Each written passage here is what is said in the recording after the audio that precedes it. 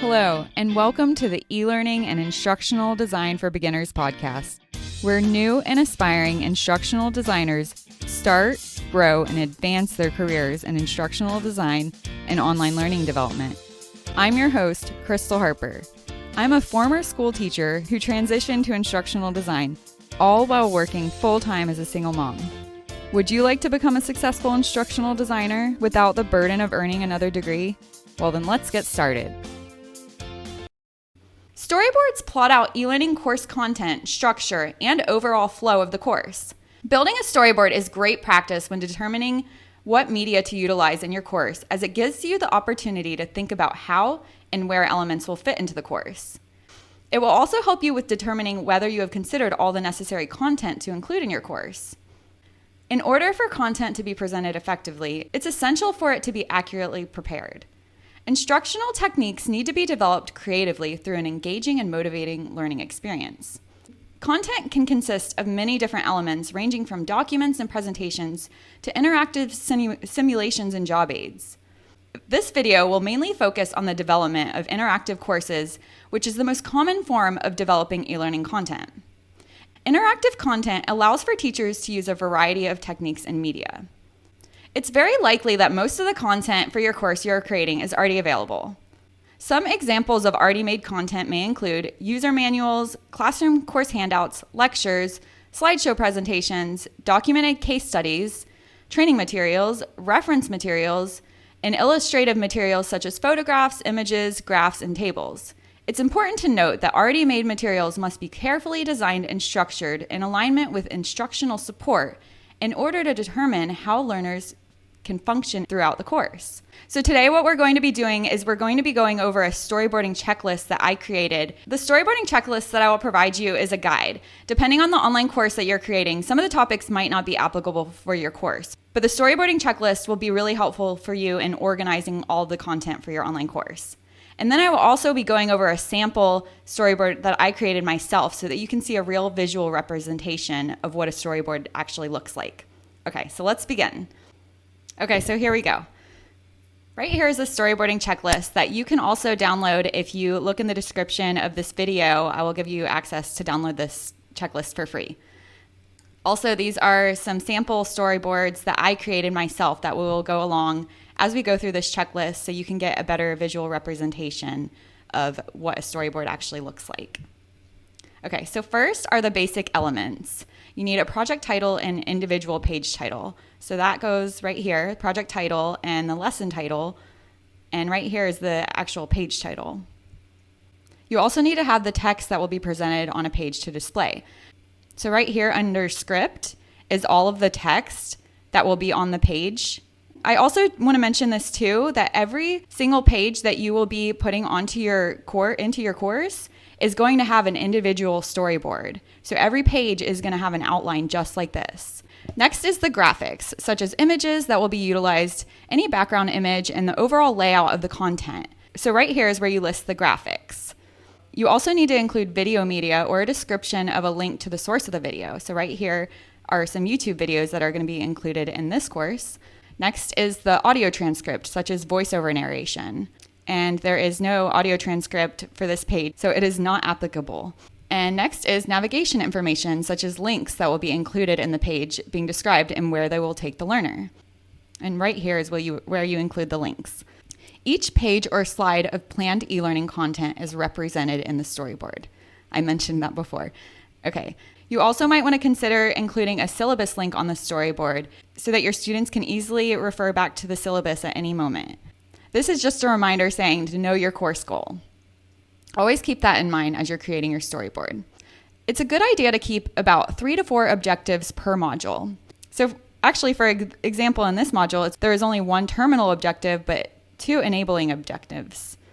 This is a good thing to keep in mind because when students are going through an online course, if one module takes them forever to get through, they feel like they're not really accomplishing anything. So it's just a good idea to keep in mind to only have about like 1 lesson per module, kind of like each module they should be able to get through in about a week. So they feel like they're actually progressing through the course. Some of these are also just some reminders. Create assessment criteria. That needs to be included in the storyboard that you create for your assessment. The storyboard is also where you're going to be showing your design elements, such as your background color, your color schemes, and then your text attributions as well. It's also important that you've already selected your authoring tool, your learning management system. The more popular ones I would say are Canvas, D2L, or Moodle, and I know a lot of teachers right now are using Google Classroom. It's also important to keep in mind to use a variety, at least 3 to 5 forms of interactive content or media on each storyboard that you're creating. But there's also exceptions, of course. Also determine the lesson's content sequence. Content within lessons are structured into a sequence of slides corresponding to the screens of the final interactive lesson. So this is a great and very common way to lay out your pages. The first page will be learning objectives, and then the next 2 to 3 screens will be the introduction, and the content can go anywhere from 4 to 25 screens. 25 is kind of a lot, but the content usually is, I would say, closer maybe to 4 to 10 pages, depending. And then the last page will be your summary screen.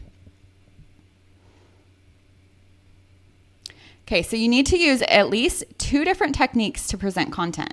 This includes storytelling, scenario-based approaches, a toolkit approach, and demonstration practice method.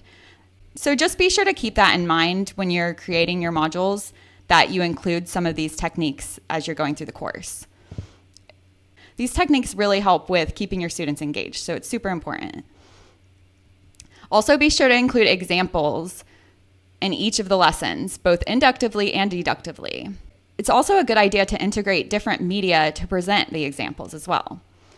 Also be sure to use diagrams, graphics, and flowcharts when possible. Use lists or tables. These are all, remember, just suggestions, but great ways to help engage your learners. Next is language style.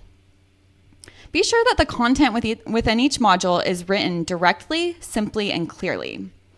Avoid jargon, and also be sure to be sensitive to your students that are not native English speakers. Use personal pronouns and be gender inclusive. Use bulleted lists when possible and an active voice. This just really helps with the flow of the course. I don't think it's mentioned in here, but white space is really important in an online course. When there's so much content all mashed together, it kind of overwhelms the students. So it's really good to space out. I honestly space sentences one to two every sentence. I'll make a space. It just helps. It helps your students read the text easier. Next is graphics. Graphics include illustrations, pictures, diagrams, and icons. So the graphics include a variety of different communication functions, including decorative, representational, mnemonic, organizational, relational, transformational, and interpretive. Be sure to avoid graphics that may not have real function in complementing the information in your text. And when using narration, present corresponding graphics and spoken words at the same time. Use digitized photographs too when creating a realistic context. So ensure that diagrams, graphics, and screenshots correspond to their descriptions as well. Now, next is audio. Be sure to keep your audio short and use audio to complement the visual elements. Avoid redundant audio. And also avoid adding extraneous audio such as background music and sounds. It's just unnecessary and distracting. Lastly is video. Be sure that your videos are always accompanied by comments, and also avoid using videos that only show a teacher speaking. Okay, so that's it. I hope you now have a better understanding on how to storyboard your online course. So be sure to download the storyboard checklist so that you can reference it whenever you need to. Thank you. I hope you enjoyed this Tuesday 10-minute free training. Have a great day.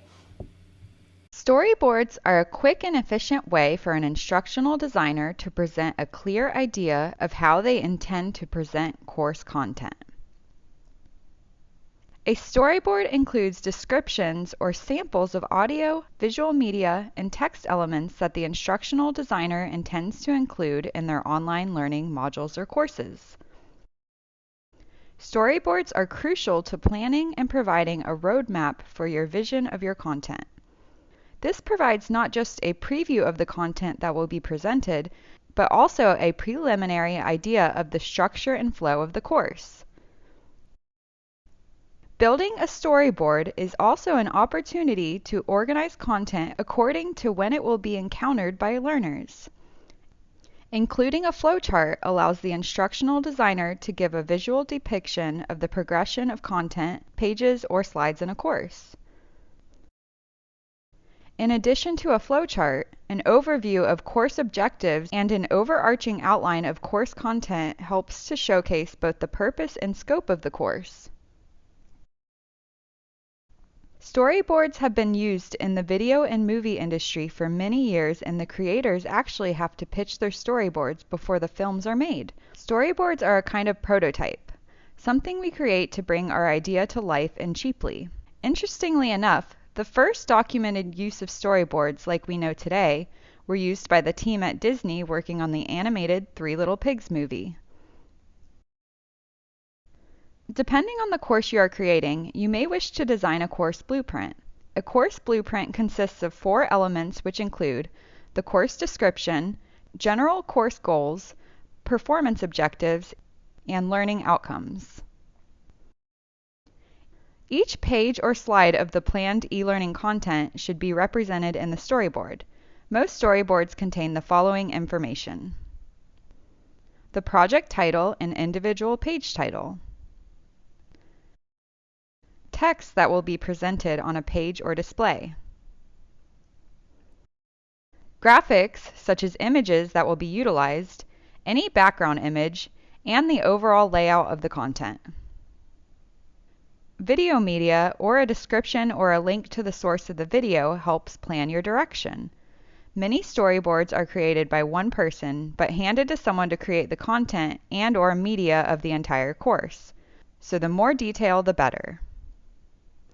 Audio transcript, such as voiceover narration. Navigation information, such as links that will be included in the page being described and where they will take the learner. Here is an example of a storyboard created by an e-learning student using the template that has been discussed throughout this presentation. This is another student example of a storyboard that was designed a little bit differently from the previous examples. This is a great reference for alternative ways to create your storyboard. There is no right way to visually create a storyboard. The most important thing is that you understand the flow and that all of the necessary content is included. If you would like to view this storyboard in more detail, there is also an attachment in the content of this module.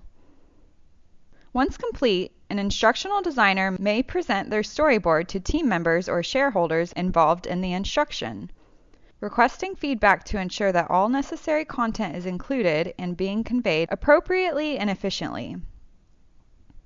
Having the course mapped out and getting a consensus prior to developing the course further can save the instructional designer time from having to redo a project from scratch because their hard work didn't meet the expectations of their clients. Storyboards are a quick and efficient way for an instructional designer to present a clear roadmap of how they intend to present course content.